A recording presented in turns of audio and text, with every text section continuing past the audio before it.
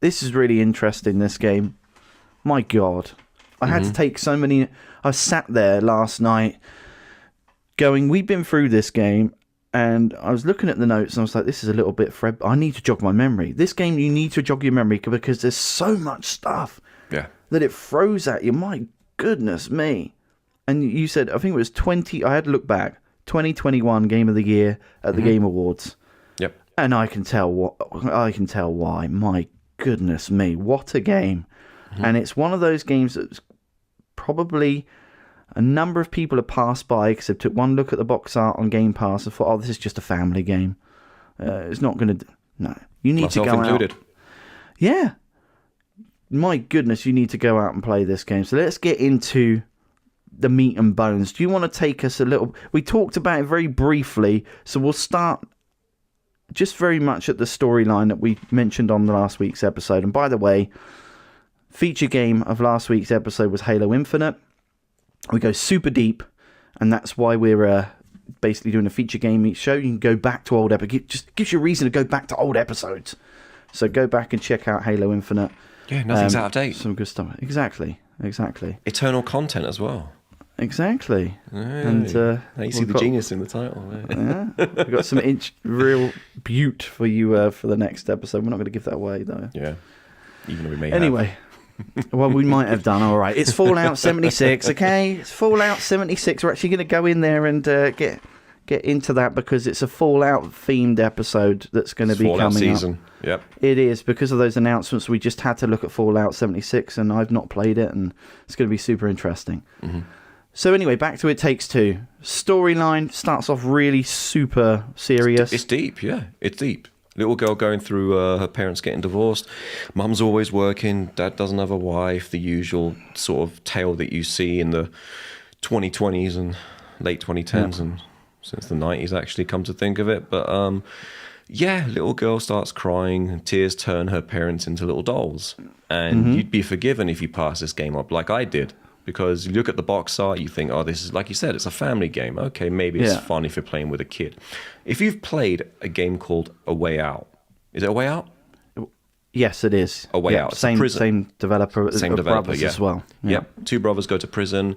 It's a split-screen, online co-op only game, right? So you'll play the left side, your buddy across the world plays on the right side of the screen, and you can see each other's screens. So you can actually help each other out because you'll be separated at several points throughout each level of the entire game. And you'll be able to visually guide them. Oh, make a left. You see that part on that button over there? Push that. Now I'm on my side. I can grab this box and push it underneath you so you can step on it. It is a real collaborative effort. And the thing about It Takes Two that got me the most is not only is each level themed, you know, one minute you're in a child's bedroom, you're in the garden, you're in a tree house, you're in a snow globe. Not only is each level themed, but the mechanics change with the level as well, which is the part I think really pushes this game to a 10 out of 10, which a lot of reviewers have given it. So you could literally have, at one point, what was it? I had a gun that could shoot. You had this like a goo gun or a nectar gun or something. You couldn't shoot, but you could put this nectar on certain objects to make it explode if I shot it. So we have to work in tandem and collaborate. Okay, that looks like it's an object that can be broken. You glob it up, I'll make it explode. And so you'll have to take on the boss using those same mechanics. Then forward in the game, we've got a magnet. Was it the big bee or the big wasp at that point inside the tree? Yeah, the queen bee, and then the snow level, you've got, we both got magnets, but mine's a positive polarity, yours is the negative polarity, so certain things you can push, certain things I can push, and then we have to swap to pull them. It really makes you think, and it's been nothing short of spectacular. Yeah, and just to give you an idea, in a bit more detail, with these abilities, so in each chapter, which, blimey, some of these chapters obviously have got sub-chapters, and I think that the Rose's Room has been my favourite chapter so far, and I'll go into why in a little bit later. But starting off, you start off the game in a shed. So Cody's got a throw nails ability, and May has the ability to punch you through objects. So those nails were super important for you to be able to traverse over areas, to be able to unlock areas I can get into. And there we experienced the toolbox boss. There you go. which was super interesting. You're walking your way into this, this shed full of garden tools and all of this. Oh my God, the detail in this game is just unbelievable. Just the level of intricate detail of every single object, the way that you traverse in this game, these sliding roller coastery style mechanics to go around different pieces. So nice. Then once you get out of the shed, you go to the tree. And obviously we experience the ability of the sap cannon and your ability to detonate the sap on the sap cannon. So we had to, go across the rails, get this sap on this boss, on the queen bee, get round the back of it. You then would blow it up and do the detonation on it. And I think even within that section, or the lead up to the next part, we ended up having to, pilot a boat and a glider together. Yeah. And had to take control of the left and the right side of the wheels, or the left and right side of the weight behind the glider, in order to be able to, get inside towards Rose's room. Just so much going on. And then Rose's room, this is the level of detail inside this, because it goes into multiple different areas. So Rose's one of her favourite toy, she's got a couple of favourite toys that are featured in this chapter. One of them's called Moon Baboon. And you end up going into this space level. So they've not just looked at it from a Honey, I Shrunk the Kids perspective. They've looked, how can we... Because that would just be a bit samey if everything looked like Grounded or whatever. Yeah. They took these little sub-universes in. So Moon Baboon, you do the whole space level, and where you pilot a UFO at one point. Yeah. And then you've got to, stop Moon Baboon, and he eventually kind of gives in and helps you out. And then... even you go into a kaleidoscope at one point, and you have this whole trippy LSD section where there's all sorts of puzzles inside there. And that room was just so beautifully laid out, and the minute little touches of detail. So you go into a room, at one point you experience a lot of toys, and they were like, the Etch-a-Sketch, the classic toys that you grew up. And they're all little interactive, and you can all play around with them. And there's certain achievements as well. Do you remember the one where you had to pull back the little wind-up racing car and get it through the thing to unlock an achievement on that? Yeah. That is the level that we're talking about. There's been so much love put into this game. I can't recommend it enough. And then after... Sorry, carry on. And the funny thing is, it's on Game Pass right now. If you've got Game Pass Ultimate, you pay your extra $1, you get the entire EA catalog. Which funnily enough ties into the Rockstar story that we were talking about earlier with GTA Plus. EA have got this massive library of games, and this is definitely one of them that I think only a small select few people know what this is about. Yep, definitely. I passed it up, myself included, passed it up several years, saw it there all the time, just immediately just made presumptions about it and never looked at it. Yeah. And it just speaks for itself how we're talking about it. Never judge a book by its cover. Well, exactly. Just a few more bits on the notes then. So, in Rose's room, that doesn't end there. You end up having to go into a castle. That's a whole different game experience. It turns into almost not an RPG, but kind of like a top-down, isometric, side-scrolling Castle Crashers kind of, emotional level as well, that. Yeah, absolutely. That poor elephant. Oh my word! Yeah, I don't want to give it away for people, because I feel like I'm giving away a little bit of the content here. But my word, this game gets dark briefly, and you'll find out why when you play through it. But I didn't expect them to do anything like that. And boy, you feel like a real sense of guilt over a toy. But yeah, I had to stop playing afterwards. I was like, I need to reevaluate my life. What have I just done? Inside, so going back to some of those mechanics, there's also a level in the cuckoo clock. And you play around with the manipulation of time and cloning abilities. So every single level, it throws something new at you. The snow globe, as you mentioned, the magnets, the positive and negative attraction. You needed to work that out properly to be able to navigate through. So those are some of the, and there's still the garden to go. We've still got a couple more chapters to go, but we're about 75% of the way through this. We can give you the verdict right here, right now. Even from what we've played at 75%, this is an absolute 10. 10 all day. I feel like we've missed a little bit around this whole heap of mini games that exist in this game as well. Yeah. There's a ton of them. Just little, 1v1 challenges.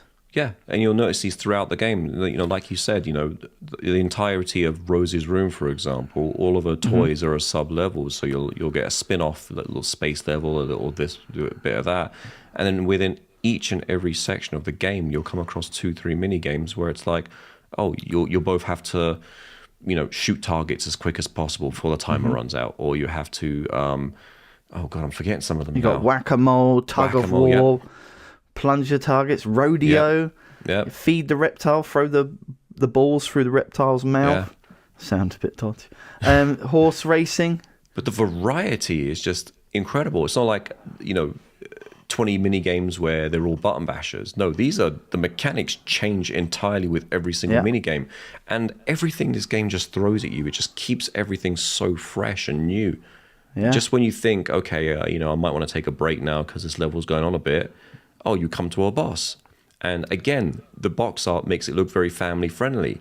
And for the most part, the traversing and the puzzles are all pretty straightforward and family friendly. But those bosses, even for somebody like myself, I consider myself a pretty advanced gamer. Yeah. And they're a bit challenging. They really make you think. They're just right. Yeah. I think the challenge is just right. And they could have got it wrong. But the challenge is just right on that. The fact that, and it's down to that revive mechanic, I think. Yeah. Because if they got that wrong, it would have really made it difficult for some people just to go through and experience it all. It's that chemistry as well. It's, okay, we've been giving you a certain level of difficulty for an hour or so now. Let's kick it up a notch for the next 20 or so minutes. And then you do get that massive dopamine, that sense of satisfaction of beating that boss, and you're just sitting there virtually high-fiving one another like, oh, that was a great level. Yeah. And then you're like, oh, let's do it all again. Next one. So hopefully the footage on screen is selling it a lot better than what we're saying. But I honestly cannot stress to those listening, it's free with Game Pass. It's free with EA Play. There's really no excuse anymore. Go through it, and if you don't want to, grab at everything in the game, if you just to play through the story by itself and not worry about picking up all of the achievements in the game, looking at about 14 hours for a complete playthrough without doing all of the sub stuff. Which, if you're just interested in the storyline, that's not particularly a game that you have to spend a ton of time to get through it. I'm just trying to think of any I think one of the last memories on that as well, I think when you were going around in the little like pedalo ship or the pedalo boat, and you have to fire cannons at the targets, and then you hit your boss there, which ends up being a giant octopus, and you're having to fend off these attacks from the left side. You've got the vortex of the water trying to drag your boat under. Just unbelievable. Yeah. So that's an advert for Hazelight there. No, I'm really keen to see what Hazelight do next, because it's been a good number of years since this came out. Well, they've just done the Brothers remaster.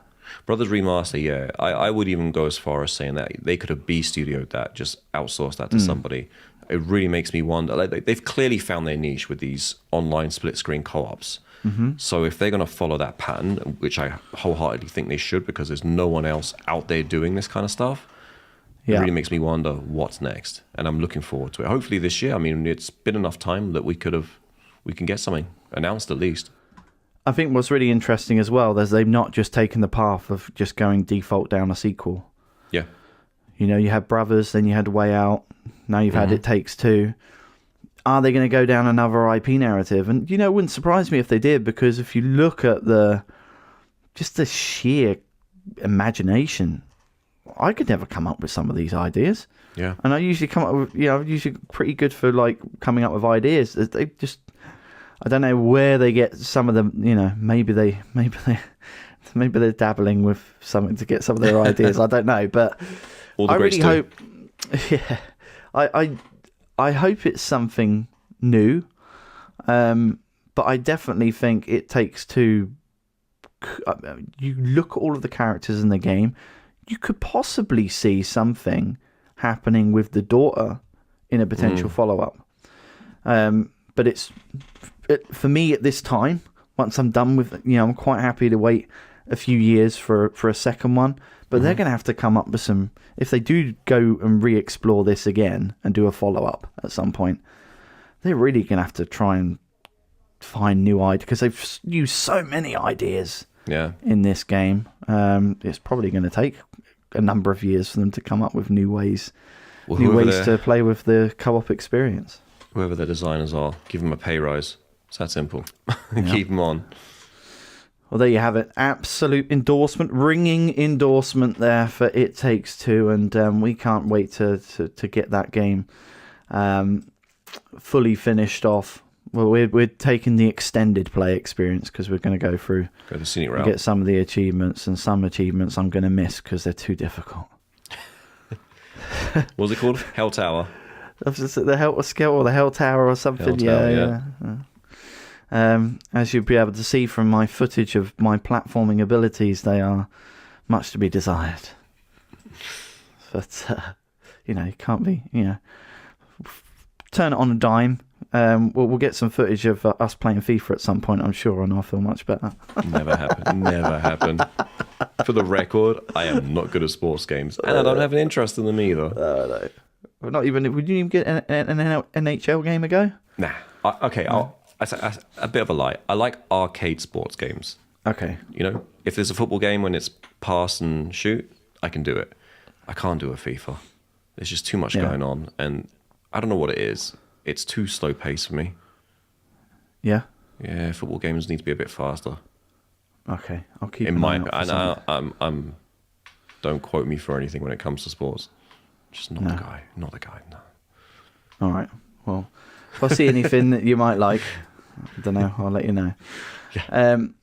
So that wraps up our featured game of the segment, and no doubt we might brush a little bit about it in a future episode, but very, very lightly in our Games of Played of the Week segment.